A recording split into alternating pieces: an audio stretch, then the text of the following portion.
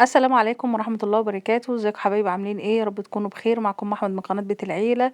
ان شاء الله النهارده هننضف مع بعض سمك البلطي. طبعا احنا بنعرفه من عينيه ومن الخياشيم الحمراء بتاعته. هنقطعه مع بعض، ننضفه مع بعض بطريقة سهلة وفي نفس الوقت يعني ما فيهاش اي مشكلة. هنقطع كده الزعانف بتاعته واي قشر طالع منه هنقطعه بالشكل ده بالمقص. تمام. كل القشور دي هنقطعها، والديل والزعانف وكل الكلام ده. تمام. من الجنب. وبعدين هبتدي ان انا اقشره اهو بعكس السمكة من الديل كده لفوق بحرف المقص. سهل خالص، مش محتاج حاجة، مبياخدش وقت، نقدر نضيفه في البيت بمنتهى السهولة. خلاص، شوفوا كده الاقيه ناعم كده معايا وتمام. هاجي فاتحة بقى البطن بتاعته ومنزلاها كده الاول على الناشف من غير ما انزلها في المية ولا اي حاجة. هنزل كله كله والخياشيم وكله كله وانضف كويس. انزل كله وبعدين امسحه كده وانزله في الطبق بتاعي اللي انا هنضف فيه. نفس الحركة اللي انا عملتها، بس انا المرة دي مش هقطع الراس بتاعته، اللي هي اللي تبقى فوق دي هسيبها زي ما هي، بس هفضيها من جوه خالص. ده عشان خاطر يعني الشكل العام لو انتي مثلا ايه مش حابة الشكل الاولاني. برضو هقطع كل الحراشيف ديت والديل والخياشيم وكله كله كله. هطلع كله اقطعه، والزعانف خلاص كله بالمقص. وبرضو القشور ديت هشيلها بالايه، بجنب المقص اهو بحرف المقص كده بالطريقة العكسية لحد ما اتأكد ان هي ناعمة وما فيهاش ولا قشرة. وبعدين افتح البطن وانزلها كده على الناشف من غير مية، وبعدين نشوف هنعمل فيه ايه. هفضل بقى انضف كله بنفس الطريقة لحد ما اخلص كمية السمك كلها.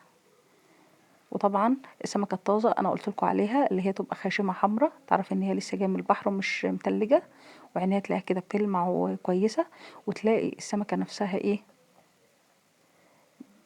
شكلها طازة وملهاش ريحة زفارة وكده، دي تعرف ان هي سمكة طازة. خلاص طلعت القلب والخياشيم وكله كله. وبرغم ان انا سايبة السمكة، يبقى انا واحدة طلعت العينين بتاعتها وقطعت كله كله الراس، وواحدة تانية سبت الراس بتاعتها بس فضيتها من جوه. نروح بقى نغسل سمكة سمكة تحت الايه الحنفية بالشكل ده. نهدي المية عشان خاطر ايه الاسراف في المية، نهديها كده على الهادي ونقعد بقى ايه تدعكي فيها دعكة مظبوطة سمكة سمكة، لان هي دي اهم غسلة. ده اهم ايه حاجة في السمك، الحركة دي، والدم اللي بيبقى موجود كده في سلسلة الظهر، والحاجات السودة دي ادعكها كويس. طبعا طول ما انت فاتحة الحنفية هتلاقيها معاكي زي الفل.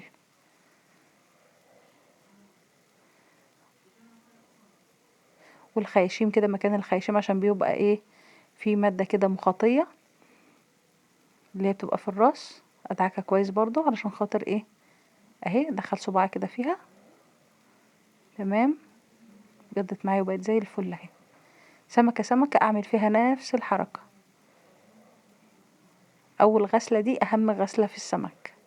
بعد كده مش هحط ايدي فيه، هحط عليه مية وحاجات بس مش هحط ايدي فيه، دي اهم غسلة فيه.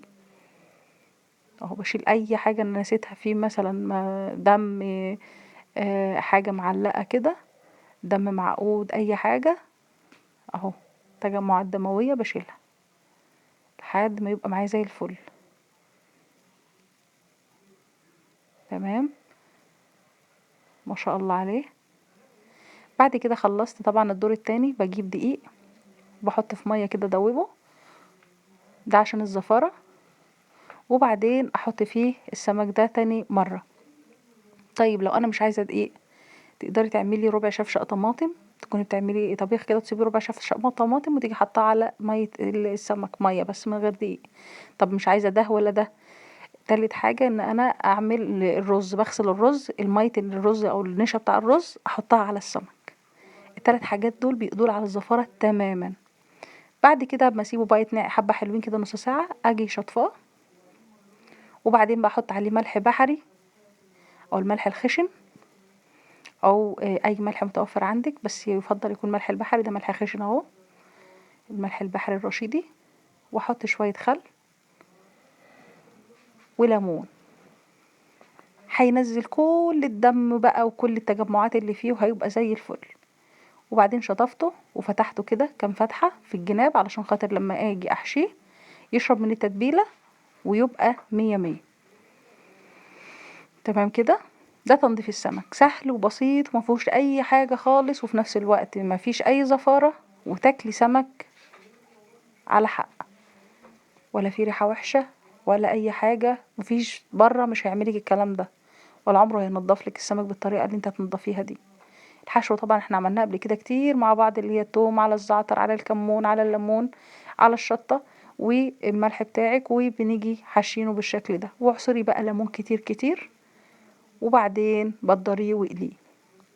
خلاص، وبألف هنا وبألف شفا. يا رب تكون الحلقة عجبتكم.